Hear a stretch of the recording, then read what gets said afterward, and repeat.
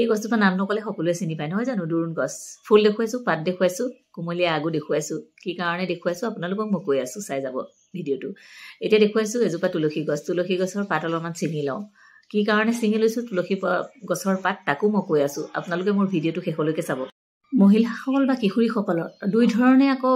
মাহেকীয়া হওঁতে বিষ আৰম্ভ হয় দেই এটা বিষ আৰম্ভ হয় মাহেকীয়া হোৱা 2-3 দিন মানৰ আগৰ পৰা বিষ আৰম্ভ হয় মাহেকীয়া হোৱা সময়লৈকে বিষটো কমি আহে আৰু এটা আৰম্ভ হয় মাহেকীয়া হোৱা দিনাই বিষটো আৰম্ভ হয় 3 দিনত কমি যায় ঠিক তেনেকৈ আচলতে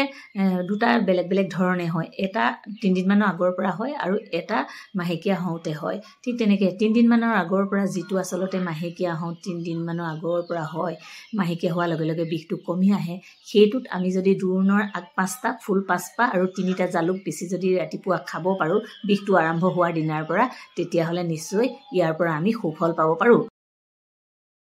পিছতো কি হয় মাহেকীয়া হোৱাৰ দিনাহে আৰম্ভ হয় মই লক্ষ্য কৰিছো বহুত মানে মাহেকীয়া হোৱাৰ দিনাহে আৰম্ভ হয় তেতিয়া আমি যদি তুলসী পাতৰ পাত পিছি পেলাই ৰসটো যদি খাব পাৰো 100 গ্ৰাম মান ল'ব লাগিব কমকে ল'লে নহব 1 গাল মান লৈ যদি আমি ৰাতিপুৱা 3 দিন যদি খাই দিব পাৰো তেতিয়াহলে আমাৰ বিষটো নিৰাময় হয় ঠিক তেনেকৈ আমি ঘৰুৱা পদ্ধতিৰে